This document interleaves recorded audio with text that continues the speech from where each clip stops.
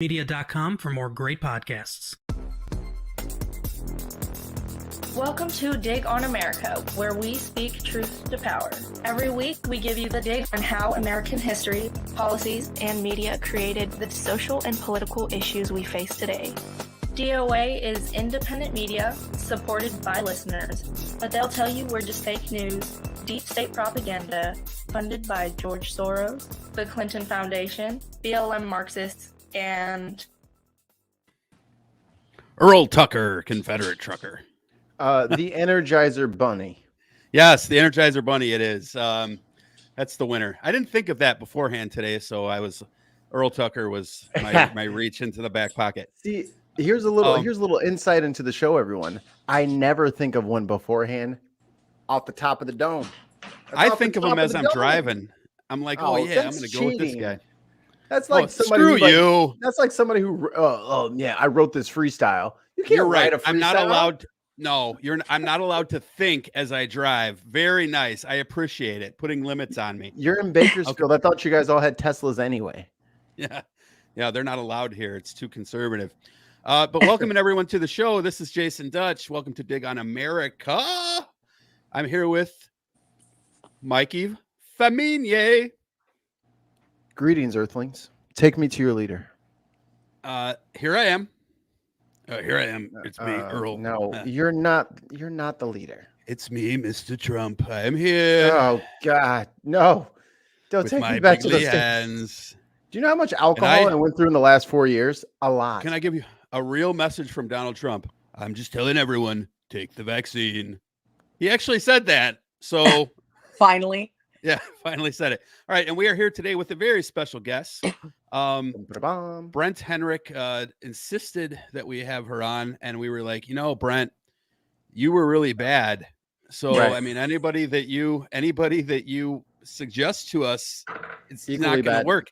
He assured us that you're far superior to him, and so far, I believe him 100%. So welcome to the show, Ann Marie Danimus. Hope I pronounced the last name correctly. You absolutely did, and thank you for having me. Good, because mispronouncing things is sort of my thing. And you didn't even get that right. I'll try not to steal that from you. He didn't even get that right. The one time he was supposed to do his thing, he actually come on, Dutch, you're the mispronouncer. You can't go around pronouncing stuff the right way. I'm gonna pronounce everything like I'm from Canada. It is. I'm going oot. Hey, and Ann Marie is running for Congress in, I believe, the 5th district of Washington State, not DC. Correct, because that doesn't have districts. Washington, DC doesn't have districts, you silly people. So welcome to the show, Ann Marie. So tell us a little bit about yourself. So what made you want to run for office? Give us the quick elevator pitch on Ann Marie. Absolutely. I grew up working class, the daughter of 2 union parents. My family has a long heritage of working the land. We've got roughnecks, we've got cops, we've got military. So I do have kind of that hardcore working class background, and I scholarshiped and worked and loaned my way through college. I was a singer from a very young age. At one point, I was Miss America representative, so I got some college money from that. I actually, I actually studied broadcasting, but I changed to marketing and started my own business. And for the last 25 years, I have been a marketing director and small business development specialist. Let me stop you. Let me stop you right there. You cannot come onto this show with your salacious claims of singerdom. Can you sing something for us? Oh my goodness gracious. Give us a Christmas carol, since it's still Christmas season. Last Christmas carol of the season. Yes. Oh my goodness. You would do that, wouldn't you? Brent told us to. Sorry? Brent told us to. Yeah. Well, I will get that dirty bastard. Let me tell you. Bus Chucker Brent. Oh, goodness gracious. I can't even. You just gonna have to give me something. How about you do Santa Baby? That's no, Oh, that's, no, sure. come on. You would what's go wrong with there. that song? Santa It's only baby. misogynistic. I can't even remember the words. I've sung Because- this on stage, by the All way. right, Jingle Bells. Santa baby, put a sable under the tree for me. Been an awfully good girl, Santa baby, and hurry down the chimney tonight. Mind you, I broke my hand and I'm on a pain pill and not much sleep. So now sing Article 3 of the Constitution. Sing God the dictionary. bless America. No. Sing I'm a Let it little presses scratchy me. right now, but thank you for putting me on the spot. I appreciate But it. see, I think it was good. So like if you were bad at singing, that would have went terribly. But you're not bad. God Well, I mean, I bless sang with the America. Seattle Opera when I was a child in Puccini's Turandot, and I owned a theater in Mexico where I was a cabaret singer. So I do have quite a bit of an experience as a singer, but it's been an awfully long pandemic and I am out of practice. So Word. Sweet. A little bit distracting. Let me pull you out of the spotlight here. I don't want you to feel under attack. not at all. Have you heard of Layla Hathaway? I have not heard of Layla Hathaway. I feel like I Okay. should have heard of her though. I'm gonna connect with you, and I'm gonna send you a link. She's like a blues jazz singer. She recorded a song with my favorite group, Snarky Puppy, and she is a polytonal singer. A what singer? Polytonal singer. Oh wow. She's just like thick black chick with locks, and it's like, oh, she's beep bop a doodly bop. I'm like, all right, this is cool. And then I was like, that's not okay. You did two notes. You can't do two notes. But she's like scatting two notes. It's kind of like that's pretty amazing. I will have to check that out. Ooh, like kind of thing, but it's like a chord. And I was like, that's not how that goes. So I'm gonna send you that link. You're gonna love her, Layla Hathaway. Okay, I will definitely check that out. Singer to singer. I feel like I would be remiss to not mention that to you. No, I appreciate it. That sounds amazing. It sounds like my kind of music as well. So that's lovely. Good stuff. Dutch, are we ready? Turn my light on. Anyway. Hey, Dutch, turn your light on, please. And are you ready for your Audible? 25. Sit hood. All right. So we're going to play a little game with you, Ann Marie. This game is called 4 Down Territory. We will ask you 4 questions. You will give us 4 answers. And now Brent warns us that you like to give long answers, as he says. So for this game, you can make them long or short. Doesn't matter. So screw you, Brent. I'm having audio issues. Can you maybe speak up a tiny bit? Yes, I can. All right. So the first question that I'm going to ask to you. Okay. Today, I'm wearing the Star Wars shirt because the Book of Boba Fett came out on Disney Plus. So I'm going to ask you this. Who is your favorite Star Wars character? Oh, Princess Leia, of course. Okay. Princess Leia. That's a She solid. was the leader of the Resistance. So respect. She was AOC before AOC. She had a plan. She was the Elizabeth Warren of the Rebel Alliance. So I'm. Oh, I have to give you 4 answers to the same question, though. No, different question. 4 different. Got it. Okay. Yeah. So I'm gonna give you season tickets to one sports team. Not one city sports team. Don't try to cheat. One sports team. Who are you sitting to watch? Oh my goodness. One sports team. Uno. You don't even get to sit with nobody. You got to sit with whoever comes in randomly. Okay. I want to watch the Black Sox. You're going to have to send me back in time. You want to watch the cheaters. I want to watch the game. All right. I want to see Shoeless Joe Jackson. Good Cheat. answer. Perfect. That's a good Okay. answer. You want to see him throw the game. That's perfect. All right. Dude, so that's monumental. Yeah, I want to see it. all right. She's gonna be placing bets.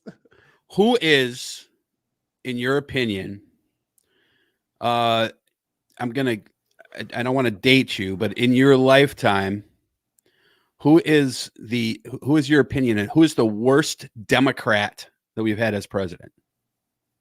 Oh goodness. Wow. The worst Democrat we've had as president. Man, amazing man, but not a very good president. I know where you're And going. literally, you know who I'm going to say, literally one of my favorite people on the planet, Yep. Jimmy Carter. Yep, that's the best answer, because he is actually like the best Great human man. being ever. Great man. Ever. Yeah. Ever. Yeah. Like he is a phenomenal. I love Jimmy Carter. He was I do too. abysmal as president. He I will be in mourning when we lose him for sure. He didn't do everything wrong, and not everything was his fault. No, but, of course. But so I don't want to like super mischaracterize it or throw him under the bus. But especially on the economic stuff, great at growing peanuts, great at humanitarian stuff. Like the guy built, he's just a phenomenal person. And I love him. He is 738 years old, and he's still out there with a hammer somewhere, Still building the putting houses. a fucking house together, and Shout gets out to no Habitat for love. Humanity. He gets no love at all. Like hard. Oh, I don't know. I disagree with you on that. I mean, I think for the presidency, you are correct. But as a man, I think that he is pretty revered. At least in my circles, he is. When I was little, I didn't know he used to be president. I just thought he was the Habitat for Humanity guy. All right, so I'm gonna actually steal my question from Canadian Ollie Man. What up, Ollie Man? Ask Ann Marie if she has ever played disc golf. Have I ever played disc golf? No, I have not. But my deputy campaign manager is supposed to be some genius at it. So I have a feeling I'm going to be top now. So you've never gone out and played around or anything like that? I have never played disc golf. I have actually played only, other than putt-putt, I have only actually ever played one golf game, real golf, in my entire life. And John Olerud, former first baseman for the Blue Jays, Seattle Mariners, and a couple other teams, took me out because he's an old family friend. So, how about Top Golf? You ever did Top Golf? I don't even know what that is. Oh, it's the best. So you go to it's pretty much a driving range that's multiple layers, and there's little chips in all of the balls. So there's a screen next to you, and it shows you like the arc and how far and how fast. And then there's I've seen that on television. And there's like little targets for you to aim at to like score points depending on the game. It's a hoot. It's expensive, but it is. It'd be more fun if the ball was bigger. I'm just gonna say that. When I played golf, it was more like a spastic game of field hockey. We'll play croquet. You couldn't really define it as golf. So have you played croquet? Okay. Yes, I have. Okay. Big, fat wooden balls. Those are I'm way better. I can pair it up in a croquet match, let me tell you, but don't put me on a golf course. I will fuck you up in croquet. Good time. I'm the leader on these streets. Near a wiffle ball, I will beat you down. Oh, yeah, see, now you're challenging. I got a mean curve with a wiffle ball. You ain't hitting nothing. I got a nasty spitball. I got a dirt ball too, where I put dirt in the ball and I throw it at you, and you hit the ball, and you get dirty. How you like that shit? Just sand in your eyes. So you've passed the first special. You've passed the first game. We'll have another game before you go. So I know you have limited time. And for those who don't know, we're gonna have a second stream after Ann Marie, where we're gonna talk about the dig on Kwanzaa, because today is the 3rd or 4th, I forget what day today is. Day of Kwanzaa. Wow. Today's what's the 20? Wow. What day? What's the date today? The 28th or the 29th? I forget. I believe it's the 29th. Okay, so that would be the 4th day. You don't even know, people. I don't know what day it is. It has nothing to do with. See, you're trying to turn it back on me. Now, screw you. Is a mystery. Now the date is the mystery. Oh my God! All right, so I don't know. We'll play a second game with you. but we will have another show as soon as this one ends, like 5 minutes after. So tune in for that as well. But this show is going to be Ann Marie only. So Ann Marie, Yes. universal healthcare, go. Oh, you absolutely. Yes. I am a double transplant recipient. Over the period of about 12 years, I've had 28 surgeries, 10 broken bones, 3.5 years of dialysis. I almost died 3 times. I was resuscitated, dozens and dozens of seizures. I was in a 4-day coma. So I know the healthcare system extremely well. It took me 16 months to lose basically everything I owned. I managed to hold on to my 1950 Chevy pickup, which I work on myself.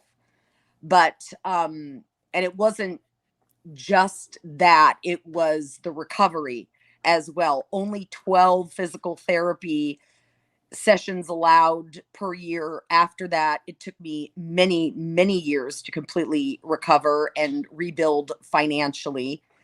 You know, I don't remember. I mean, a lot of people are saying the American dream is a myth. It certainly seems like one now, but it wasn't. And I don't remember any part of the American dream, how it was told to me, where you graduate from school, possibly get a degree, meet someone, get a job, buy a house, maybe start a family, and then lose it all because somebody gets sick. I was on Medicare, Medicaid, disability, and food stamps. And I had to move home with my mom, lost most of my possessions because I didn't have the strength to pack my belongings. You were literally looking at a phoenix from the ashes, and to follow all the rules and to negotiate that system. It took me out in somewhat the prime of my life, certainly my working prime, and I had to completely start over. I'm not a lazy woman, worked my butt off to get back. And that is one of the primary reasons that I am running for office. That story resonates with people because even if they haven't been through it themselves, they have seen it happen.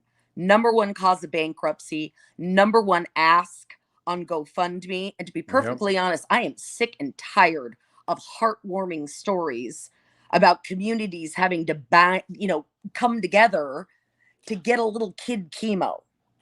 This is the richest country in the world. We have a profit margin based healthcare system, which means that lawyers and accountants are making our healthcare decisions. That needs to be between you and your doctor, and you need to be able to have a life after you are able to have your life saved. And even in minor issues, people are losing what they have worked so hard to gain, all in the name of profit, and it needs to end. So some people would say that it's not fair. Like, let's say that they had some financial hardships, whether it be they went to school for a long time, or someone got cancer in their family and they paid it. Like, they paid it all off, and now here you come saying now the government should pay it. Like, what would you say to those people who have, through some stroke of luck, honestly, have been able to pay down that debt? What would you say to them when because that's the obvious kind of like retort is, well, I had chemo and all these operations and I paid all of it cash. Like, what would you say to those people? Well, first of all, cancer comes back. So, I mean, I certainly don't wish that on anyone, but the idea that you would get through one medical crisis and not be faced with another is, I mean, we're not talking about college. That's another thing that we can talk about, and I do have ideas for that. But, your medical safety and security. I mean, my losing everything and then going on Medicare, Medicaid, disability, and food stamps. If you paid taxes between 2010 and 2015, you paid for my health care. Taxpayers paid for that because I did not have to declare bankruptcy. I managed to, wiggle my way out of that and pay down what I owed, etc. But after I lost everything and I qualified for disability and Medicare and Medicaid, the U.S. taxpayers were paying for it. And we will also jointly pay for a universal healthcare plan. And when everyone is involved, that will mean that all of our costs go down. And those who are less fortunate than us, those who are healthy, can be happy that they're healthy and allow their friends, their neighbors, their families. I mean, we all suffer when people suffer from medical debt, bankruptcies, people out of work, needing help, needing food stamps, needing the safety net.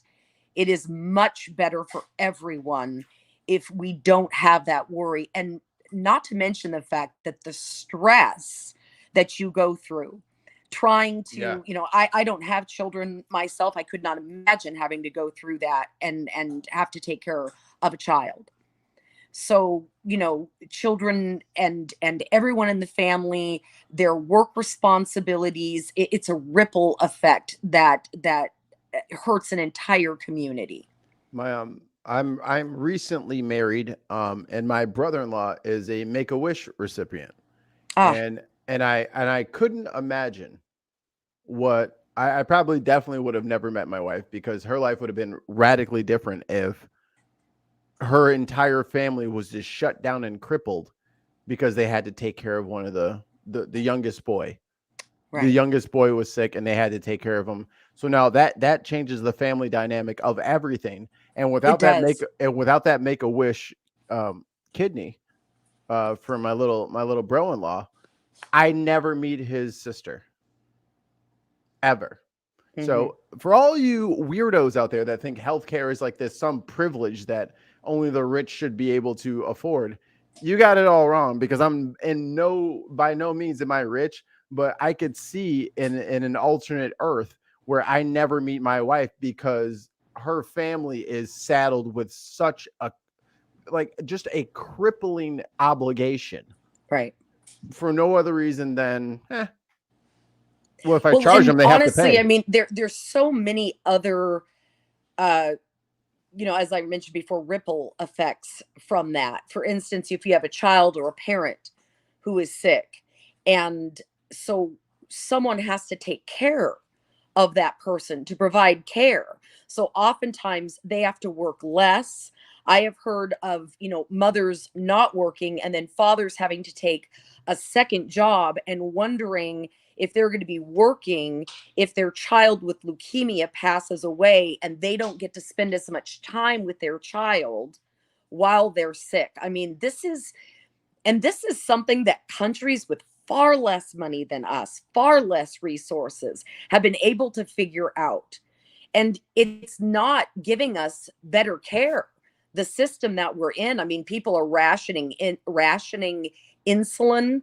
They are going without. We have the highest infant mortality rate in the Western world. So it also affects our quality.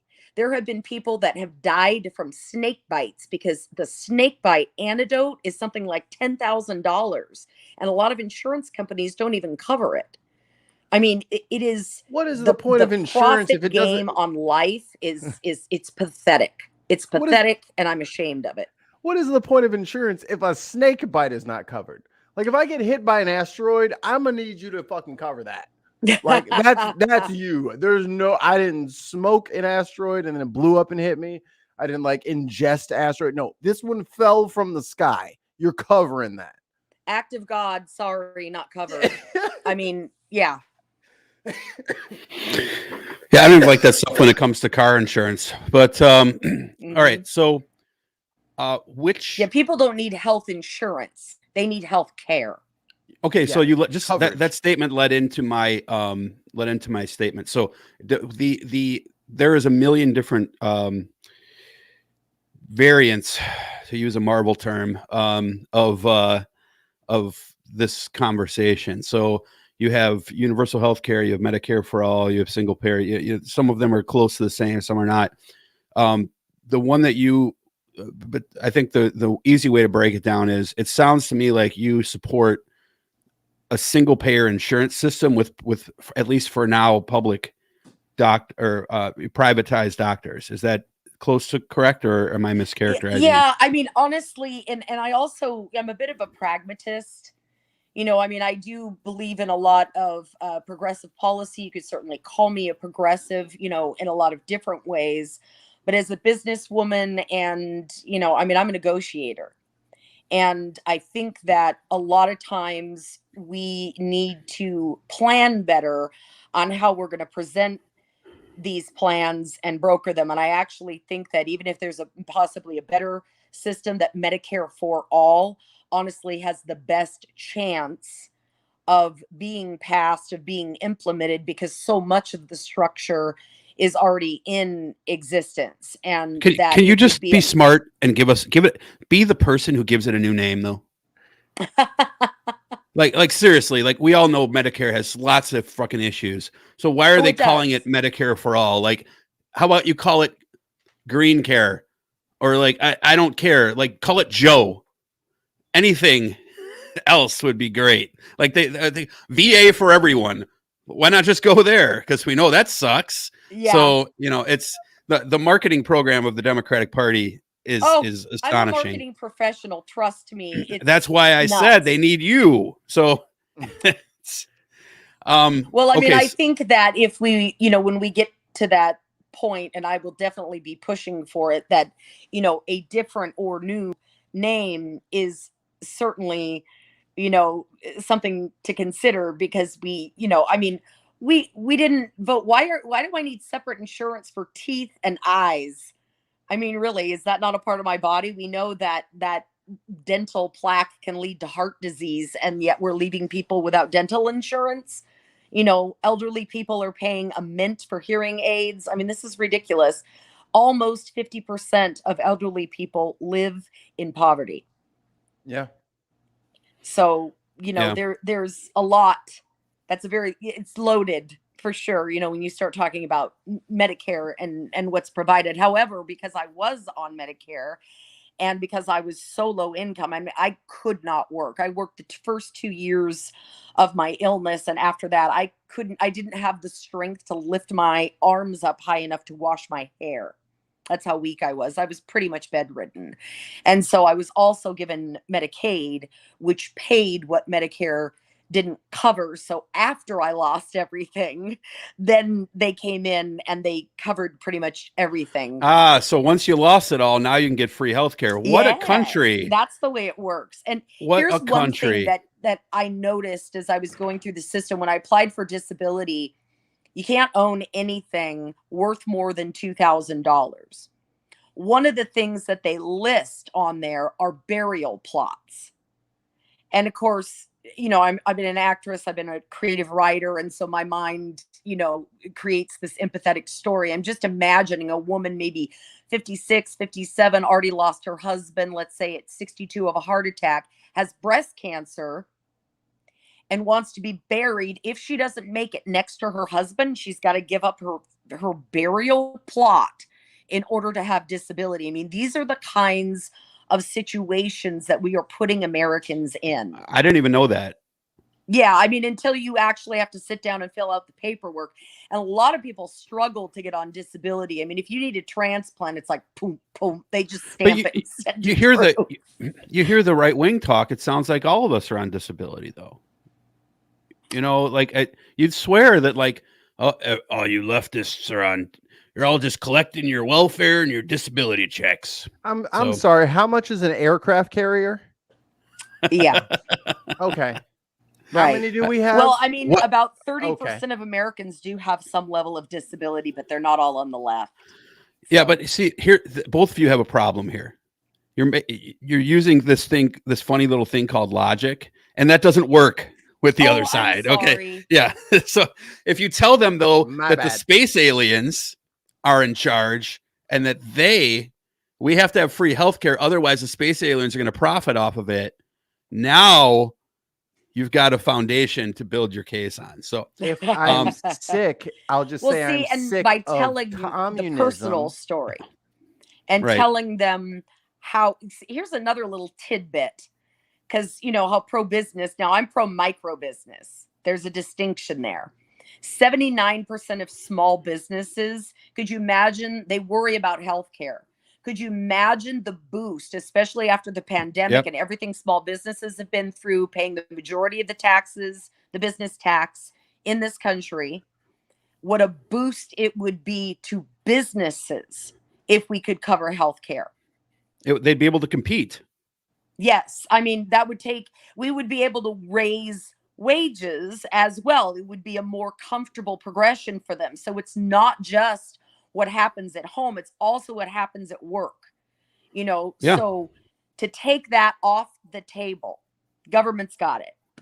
And it was never meant to be like this. I mean, after post-World War II, we had such a demand for workers. Healthcare was added as a benefit. And up until, the 70s, 80s, when, we changed the tax system and trickled down and lowered everyone's taxes, they started getting rid of benefit programs. And so they created the VA, and we had Social Security, and they boosted Medicare, and they came up with Medicaid to fill in the people that weren't part of the labor force. Now a tremendous amount of the labor force is uncovered. So in hindsight, we really should have created it back then when we created these stopgaps for the elderly, for disabled, all of those, but we never did it because we had a tax system that was so high that forces businesses to spend more money. Matching 401k. I mean, even martini lunches, back in the 50s, the expense accounts were larger, all of that. The opposite is what happened when they said trickle down. Oh, they're going to, share their money with you. What a crock. We know that doesn't work. When taxes were higher, it forced businesses, because they don't want to give it to the government. So they enrich their company from the inside, including employee benefits, higher employee satisfaction, less stress, more coverage.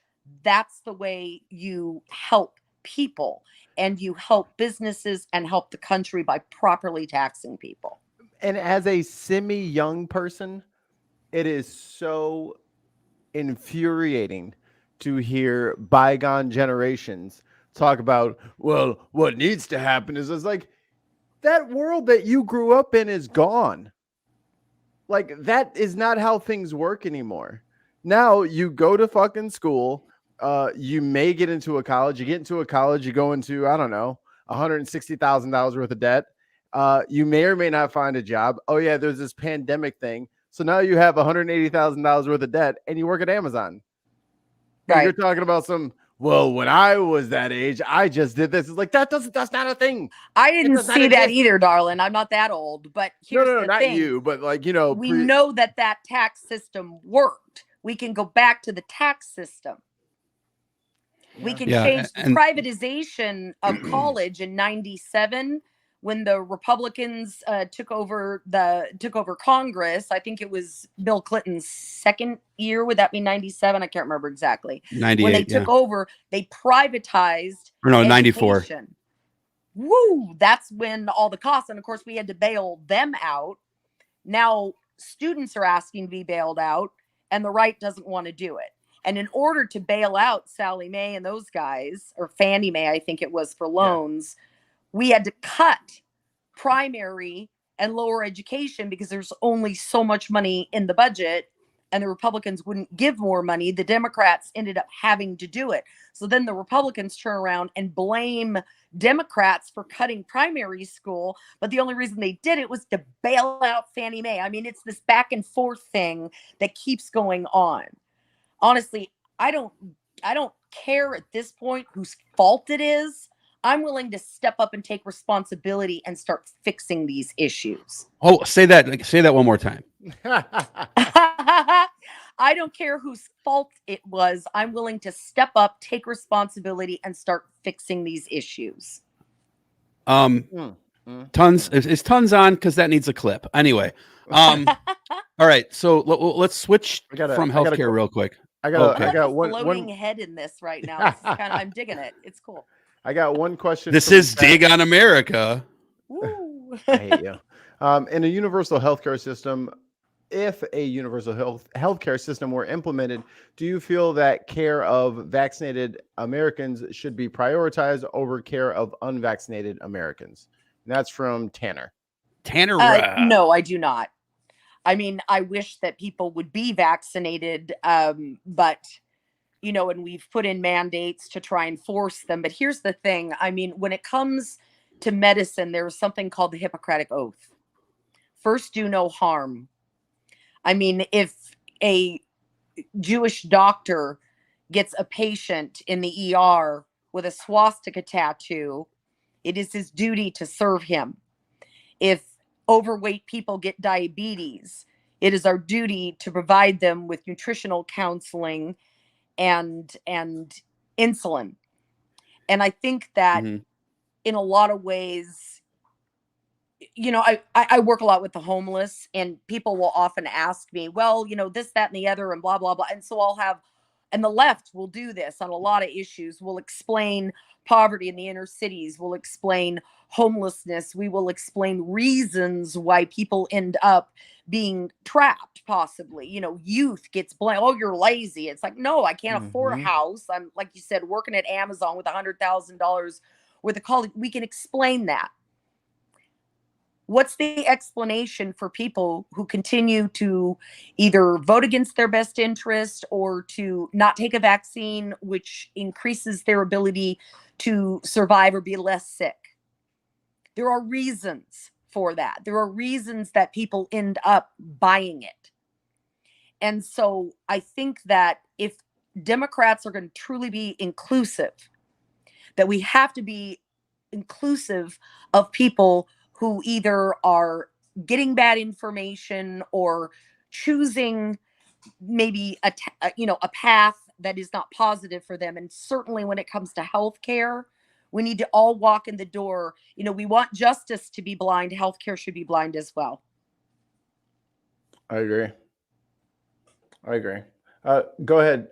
You're muted. I like this Ann Marie character. I like her a lot better. I like her a lot better than that Brent Henrik character. Yeah, what are you gonna do? He lives in the 3rd district. I live in the 5th. Third is lower than 5, baby. All right, so well, I want to get to your district, but real quick, Brent has an issue that I've had some discussions with him on. And I understand precisely where he's coming from. But when it comes to PAC dollars, okay, so there's this catch-22 in larger districts, and I get this. And I never thought of this before Brent educated me on this. So, and I still disagree with Brent to a degree, but I also agree with him in general. So why would I make such a weird statement? Well, I don't like big oil. I don't like big pharma. I don't like, politicians who are beholden to corporate interests. Yep. At the same time, I realize everyone's district is not AOC's. It's not 8 blocks. So, right. you have to get around. I'm guessing, I don't know your district, but the demographic. It's very large. Okay. The geography is big. So, yes. And Bill Lamond, we will read your email. So in the second hour of the show. So just FYI. But anyway, to get back, so I get that, like, you need money, but like, where do you personally draw the line? Like, do you say I'm only taking small donations, or are you like, hey, I'll take PAC money, but I have to vet them and make sure that they don't give money to oil? Or are you just like, screw it, I'm Kevin McCarthy? Oh no, I'm not a screw it kind of girl. I have an ethics page on my website, and I'm very clear about that. There's a difference between PAC money and dark money. I will take money from unions. I will take money from what I refer to as citizens PACs. And so if I take money from a PAC that's like not a union, I will vet the heck out of it to make sure that it is not only derived of the public interest, but also that I will not be beholden to any position or policy should I accept the money, and I will publicly post it on my website. Okay. That's a fair answer. Mikey, you got anything on that front? Okay. All right. So we covered, now he's pretending to be me. He's talking while he's on mute. He's trolling me. Why would I do that? Why would I do that to you, Dutch? So my question is, I want to tax the church real bad. Will you help me? Would I help you tax the churches? Aw. Like the mega churches need to be taxed. Well, It's getting one a of my bit ridiculous.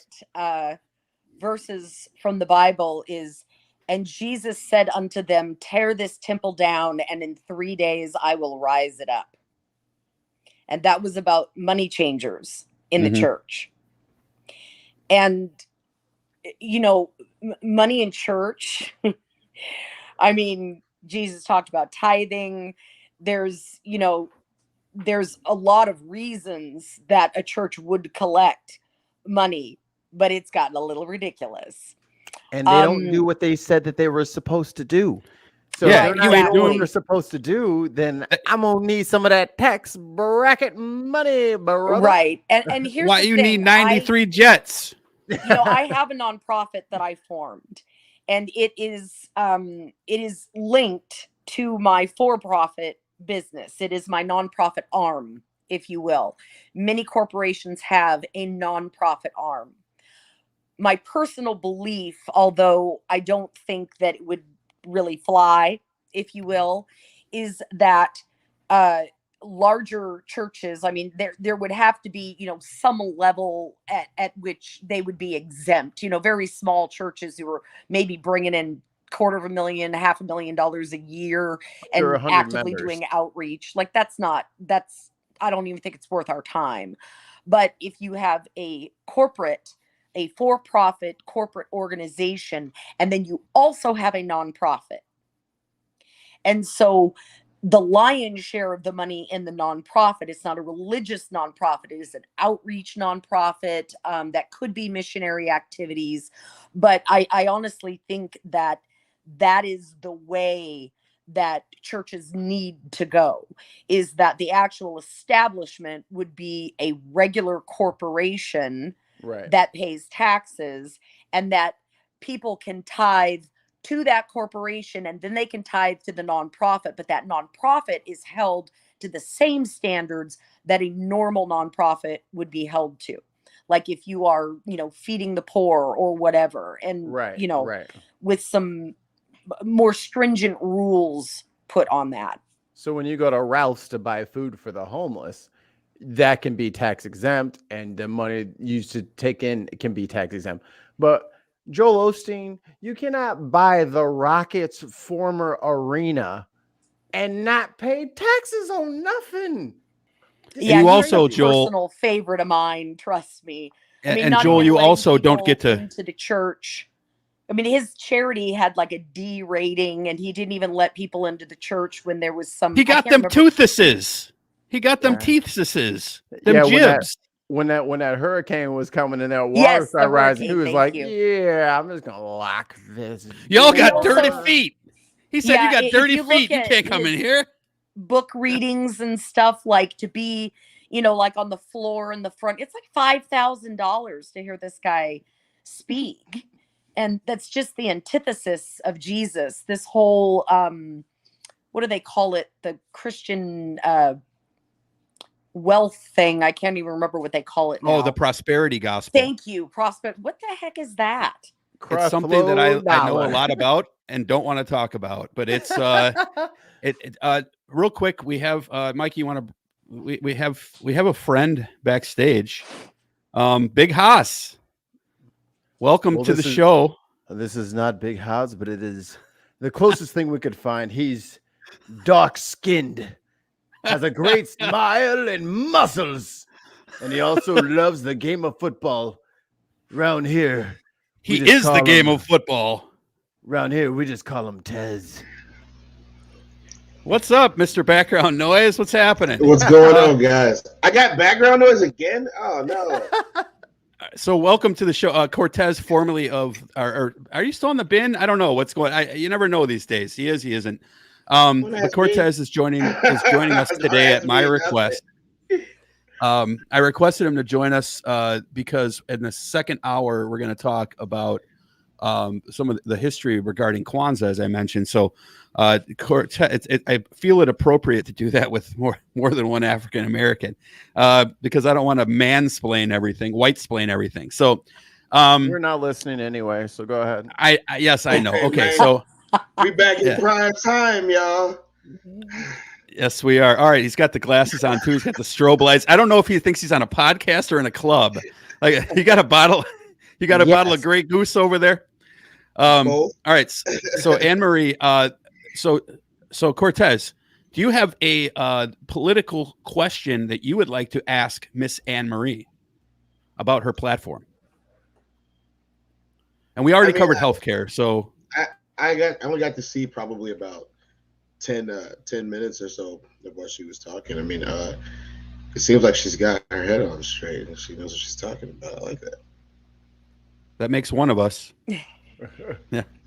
Well, thank you, sir. So what question would you want to ask? So I told myself I wouldn't say nothing about that, but you guys brought it up, so I guess I have to. The whole thing with the prosperity guys, like, can't really, even someone who's a believer can't really seriously buy into those guys. Like, you can't. Any of them doesn't matter. It doesn't matter what the famous ones are. Those are probably the ones you should listen to the most. Yeah, if I'm going to go somewhere and I want to hear me some good Jesus, I'm not going to a place with 5,000 or 10,000 other people there. I'm probably going to go to that place with like 9.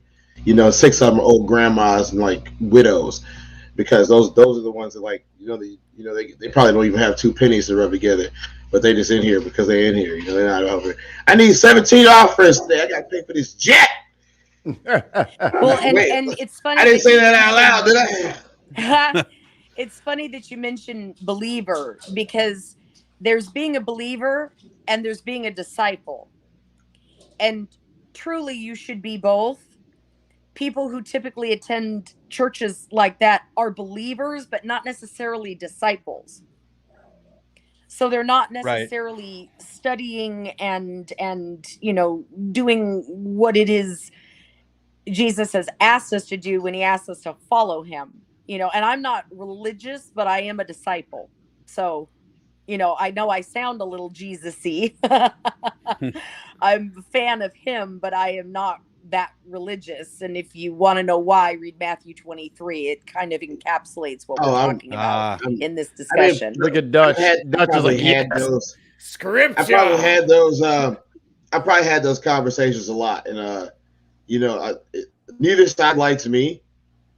Neither side likes me. If you're an atheist, you don't like what I have to say. If you're a Christian, you don't like what I have to say. If you're a religious person in general, and I make fun of everyone just because that's what I do. I mean, ask Mikey how many times have I told him that atheism is its own religion. He's like, it's not a religion. It's no, let's not get into that, because he'll get all crazy and we won't. Everybody knows I have like 3 best friends, and they've been my best friends forever, and he's one of them. And he knows how I am when it comes down to it. Nobody likes me because my position is literally the worst place to be, right in the middle. Yeah, you make some sense. You kind of make some sense sometimes, but what it really comes down to is nonsense, and that's where I come in. I don't like nonsense. Yeah. I don't like for example, if I have the right to believe whatever I want to believe. I have the right to, but you know what? If what I believe doesn't have any facts, I'm not gonna talk about it with everybody, because I'm crazy. The other part about it is, if what I believe doesn't have any facts, then everything else that comes out of my mouth that does have facts, everyone's gonna question those facts. I can't have people questioning my facts. Well, so and I think that people like to people who are very kind of pious, especially the far right, which I often wonder what Bible they were actually reading. There is such a thing as context. It's an upside down Trump Bible. That's the one that they're reading. Okay, let's just be honest with ourselves.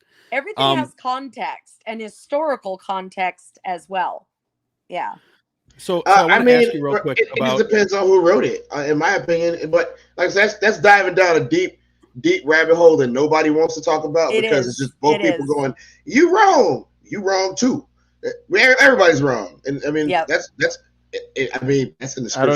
I don't even know how to be wrong. The It's wrong a thing. Is an issue. It's wrong a thing. That's wrong. Does wrong exist? Now we're getting into when, existential conversations. Does it feel weird when you guys are wrong about stuff? Does it feel weird? I have never experienced it, so this is very new for me. It's the Terrence Howard approach. Even when I was wrong, I believed that I was right, so I was right, but I was wrong. But because I believed that I was right, I was right.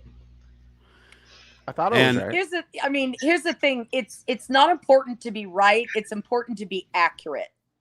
And religion is not based on accuracy. It's based on faith. And the problem that comes in when you have faith, and this is a bit of a politician's answer, but that really is the answer with regards to the Constitution and the rule of law, is that as long as you are not persecuted for your beliefs, you are free to have them. And that means that you can't also persecute other people because they don't believe what you believe. And I think that the real problem in religion comes when there's so much hubris, in the sense that, no, I'm right and you're wrong. I mean, whether that ends in someone going to hell or someone having lesser rights than someone else, this is the United States of America.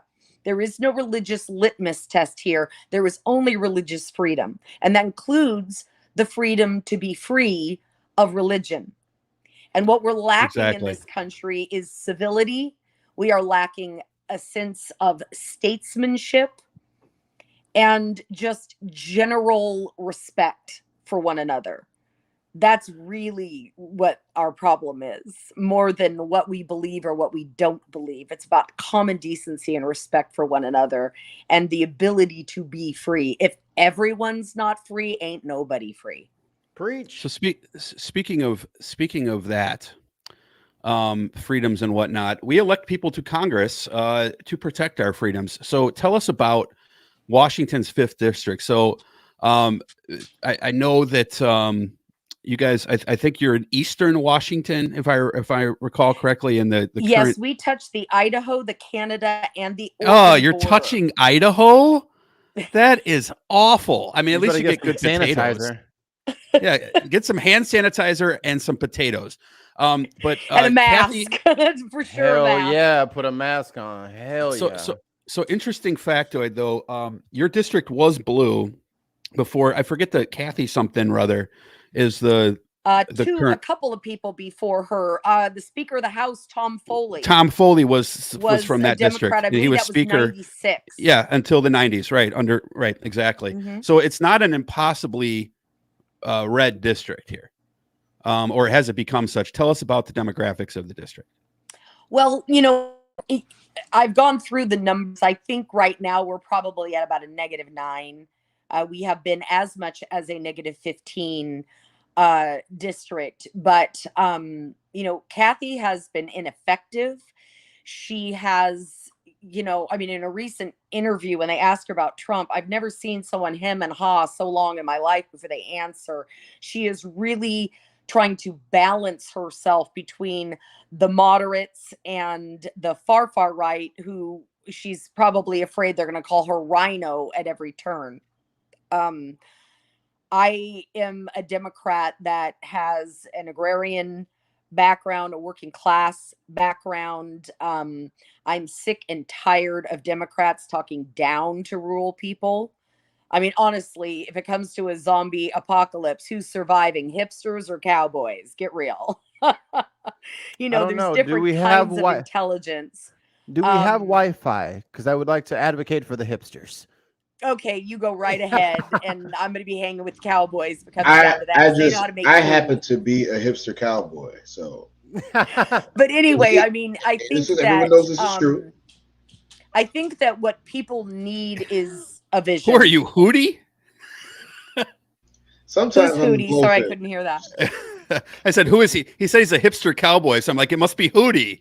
I forget that Darius. It's Darius Rucker. That's hats right now. Not one. I'm staring at 2 cowboy hats right now. Yes, they're out on my couch because I tend to wear them at various points of the day, almost every day.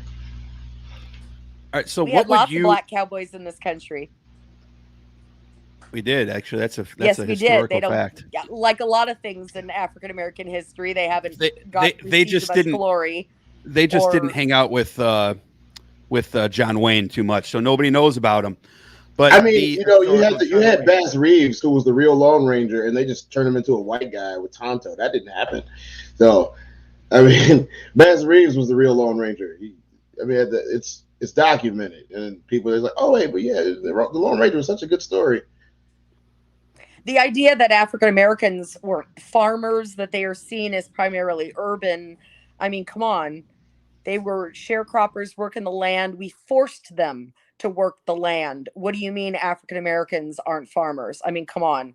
When they were under the vines of slavery, and then worked the land for a very long time, had their land stolen from them and fled to the cities. So, I mean, I think that, a lot of that history, needs to be told, and it's not being told. But I definitely recognize, all people who have worked the land. I mean, it used to be a time when that's what you did from when you got up to when you went to bed. And I know you don't like me talking about the old times. I mean, I don't even remember that. But, Those like were the windmills days. cause cancer. Sweetheart, we used to have a windmill in every single town, on every single farm. They pumped water. And we had like a very small cancer rate. That's just dumb. You know what I mean? It's like, no one goes to the store. I'm big on small farms. That's a big part of my area. No one goes to the store and goes, "Ooh, chicken from Alabama," unless you're in Alabama, right? I mean, I want to be able to go to a restaurant, order a ribeye, and know that that cow ate 5th District grass. There's part of your distribution problem. As long as they stayed away from Idaho, we don't want any of that Idaho beef. We'll take their potatoes, though, right? Yeah. Well, we'll stuff them with potatoes. So, what would you what's your campaign looking like against? Is it McMorris? Is that her last name? I'm trying to remember. McMorris Rogers. Yes, I'm in a contested race for the primary, but I'm pretty sure I'm gonna outpace her. Yeah, But you guys have you guys, just curious? This curious question. You and the other candidate, I believe, is also a woman. Yes. Have you guys had a conversation at all? Like, hey, whoever wins, I'll support you, or is absolutely. We had that conversation a while ago. Okay, that's cool. Yeah, but I mean, I've felt a couple of hits from that direction, so it's interesting. I think it's hard to do, but I don't really focus on what she's doing. I'm focusing on my plan. And joining the show now, your opponent. No. Hey, Natasha. I don't have a problem with that. But what would you say is the largest political issue in your district outside of healthcare that we already talked about? Oof. that right wingers might see more in line with you than they do with their own party? They just don't know it right now. Bringing business back. That's my slogan. And I'm not talking about large corporations. I'm talking about micro businesses, 6 to 20 employees. They employ almost 75% of the nation's workforce. They have been hit extremely hard by the pandemic. They are being hurt by healthcare. They're being hurt by a lot of different areas. Farming communities have been hurt by NAFTA. We have distribution issues. They have sustainability issues. There are issues with the feed that we get from Canada because of the chemicals that they use to leach things out of the wheat. There are a lot of issues there. And I think green manufacturing is another thing. We used to make things in this country, and we don't do that anymore. We have lost our agricultural base, especially at a local level. We have lost manufacturing jobs, and this ties into labor unions and people not feeling like they have to go to college in order to get a decent job. We could be creating cellulose containers, and we need to be looking at biofuel and sustainability of crops and diversifying our energy sources. These are the things that are really going to perpetuate us and also make us safer as a nation. If we're getting everything from outside of this country, how are we going to take care of ourselves if there's a real lockdown, like in the sense of a war or something like that. I mean, it's a matter of national safety. It's a matter of families having the means by which to survive. It is a climate change issue. It is a food safety issue, and it is an energy issue. All of those things go hand in hand, and we have allowed our country to be taken over and made into an oligarchy. We need demand side economics in this country to bring power back to the people, power back to workers, to allow us to actually have choices in our life instead of being forced into positions, people working 2-3 jobs. Wouldn't it be nice if one custodial parent could stay home and raise the children? That really isn't as much of a reality anymore as it used to be. Why are senior citizens working until they're 70? This is a situation that we have created in this country. We have allowed that to happen, and it's time to take it back. This is not a right-left argument. This is a top-down argument. The politicians that are taking the money, that are allowing these companies to write legislation for them, that they are sponsoring, voting against the needs of the people, they are creating this right-left thing. You know what they fear the most is when we start talking, when we start getting together, and we start voting their useless asses out of power. That is the struggle. And that's what I'm here for. Now that is a powerful ass statement. So I'm loving this. I know you got a limited time. So what we'll do here is this. Mikey, send money. So what we'll do is I'm going to give Mikey one more question, and then we want you to share your platforms with tell us how we can donate and all that type of stuff. Okay. I'll give Mikey one last question, and then we got a quick game, and then we'll get you out of here so you can get back to your family. Mikey, game. I hope they win.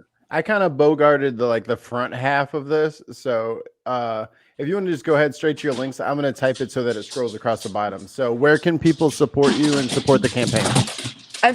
I'm so sorry. My dog is out. The dog is here. Put the dog on. Speaking of which, I almost forgot. Do we really want to see the dog? Yeah, bring the dog out. Okay. Yeah, let's see the dog. See that dog go. Savannah, come here. Just don't. Come on. Just don't knock her over. There. Okay. We can't. Sorry, I we just can't couldn't see hear her because she was running around. We can't see her though. Bring her on camera. Oh, come on, baby. There she is. Oh, there we go. See, she's a human being, not just some socialist weirdo. All right, so Mikey's gonna give us. Oh, I'm not socialist. No. Well, it doesn't matter. They're gonna call you that. I'm anyway. a capitalist. Let's just make that really clear. It doesn't matter. They're gonna call you that anyway.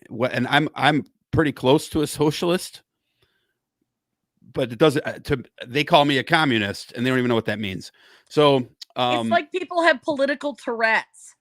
Marxism, socialism, capitalism. They don't even know what they're saying. It just comes out, and no matter how you define yourself, it's an insult. Whatever is bad is communist. That's all you have to remember. So liverwurst, communist. All right.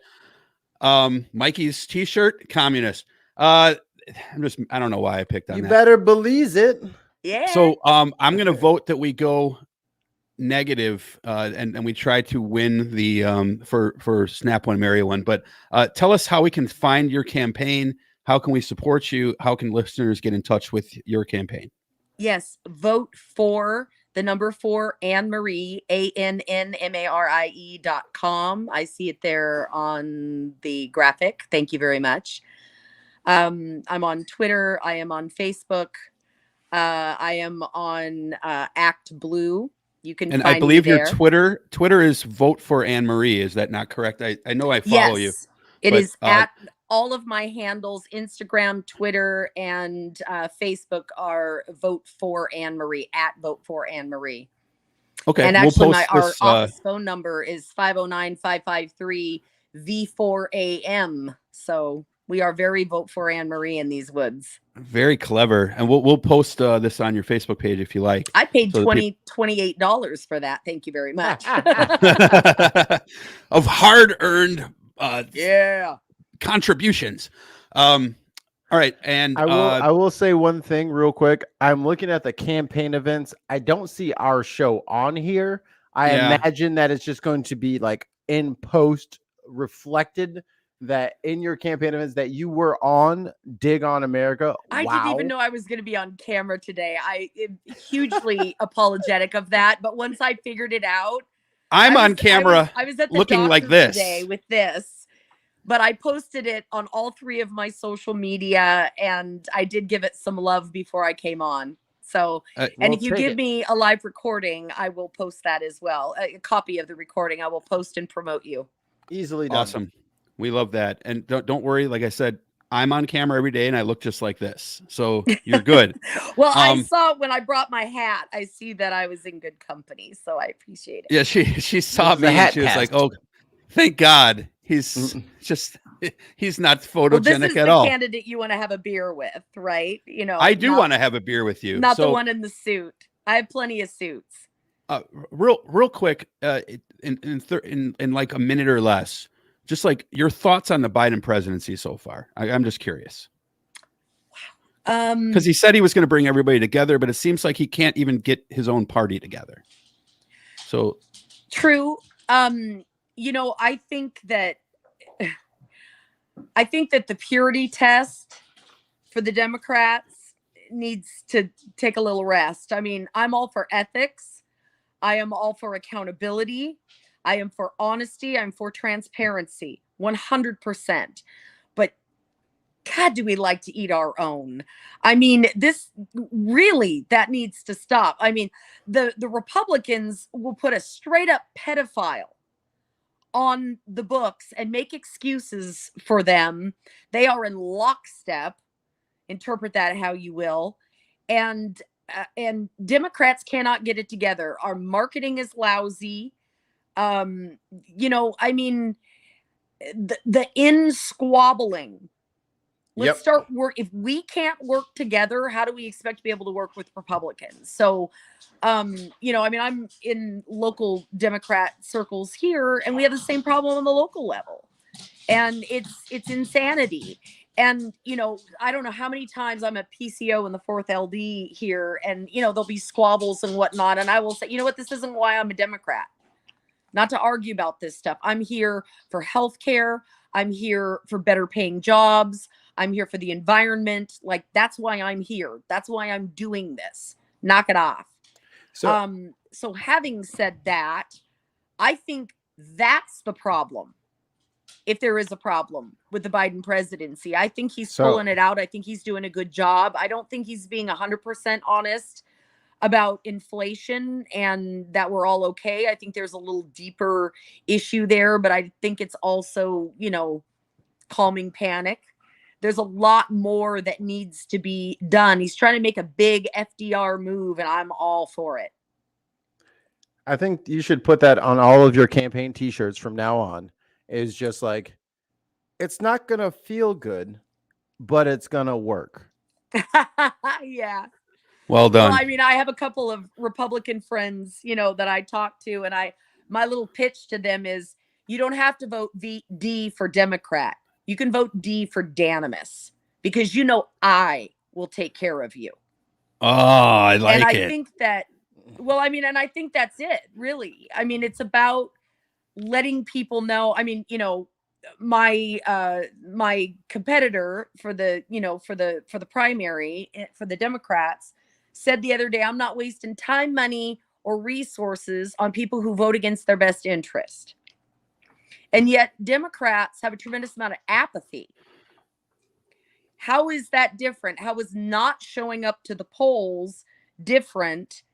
I mean, Republicans certainly aren't going, oh, well, I'm going to screw myself over and scribble in this dot. They think they're voting in their best interest, whether we see that or not.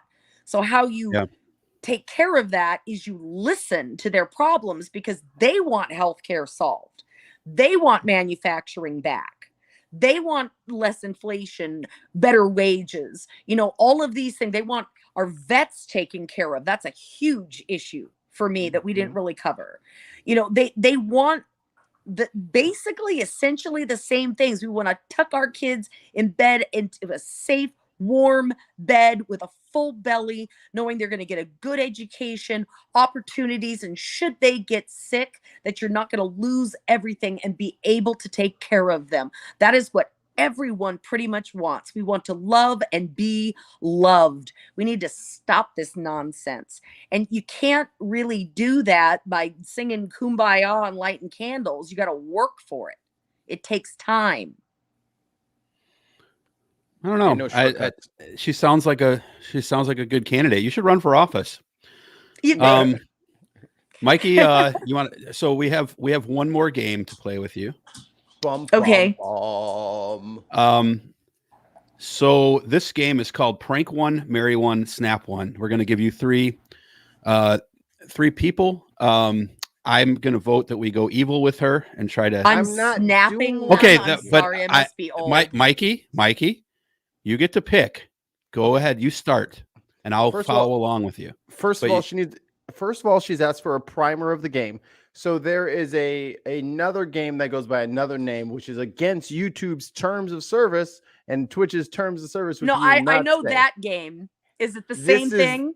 Yes, but Okay. we would never say F. We would say prank. We would never say K. We would say snap, like Thanos, so we can bring them back. Because violence on the internet is a bad thing to do. But this is a pretend game in our minds. And we have to explain that every time too. It's like I figured it was close to it, but I didn't know if you would change the meaning. So yeah. So Mikey will give you the first, and then Cortez the second, and I the third person to go for. I'm not pulling no punches today. I am Cortez the second. My first pick. Now listen to all three before you answer. Okay. Michael B. Jordan. Okay. Basketball player? No. Okay, I gotta pick somebody else. No, wait, she might know who it is. Oh, he just waved me off. Look at me. Okay. The actor who was in Creed and Black Panther playing Killmonger. Yes. The guy played Killmonger. Okay. The little droopy braids. That dude. Yeah. Okay. The bad guy in Black Panther. Okay. All right, Cortez. It's with great consideration that you have to talk loud. She has audio issues. We have to with great consideration consider our British brother Idris Elba. He's Black Superman. Okay, Idris Elba, Michael B. Jordan. So I will go with someone who I think is going to be an easy win here because I have a feeling that you are probably around the same generation as my wife, and in her days she loved her some Oscar De La Hoya. So the boxer. I know who he is. I was considering him. Okay. So that is who I am bringing into the conversation. So you have Idris Elba, Michael B. Jordan, and Oscar De La Hoya. So you're going to prank call, marry one, snap one. I'm going to prank Mr. Elba until he needs to cry for mercy. I tell you that much. Then I would say, I'm going to marry him too, and then he's going to die from exhaustion. So that's the way I'm doing it. I'm an independent woman. Hell yes. Death by snoo. Well, there's a first. Someone has never taken all three. Yeah, and I'm killing him kindly. I'm killing him with kindness. So she's going out with a smile on his face. She literally cheated, but somehow stayed within the rules of the game. I won. That's a great politician right there. You get all the votes. You win the election just based on that. So you prank him so good that he marries you, and then he dies. So he's from happiness. Away. Yeah, because I'm gonna take really good care of him. Isn't it? All right. 6'5". He's such a doll. Love him. He's got that accent. You don't get to come on this show and win, so goodbye. All right. I just kicked Cortez off the show. All right. Ann Marie, it's been a pleasure. Mikey? Mikey, what? Am I doing the thing? Yeah. Well, we're all wearing hats, and here I come to you guys, hat in hand. If you guys want to support the little podcast that could, if you want to support Dig on America, please go to patreon.com/Dig on America and just throw a little money in the hat. Just a little money in the hat. Just a little bit every month. It really helps us pay for like streaming costs and all these different websites that we have to pay to make sure that you guys can listen to it in its pristine quality.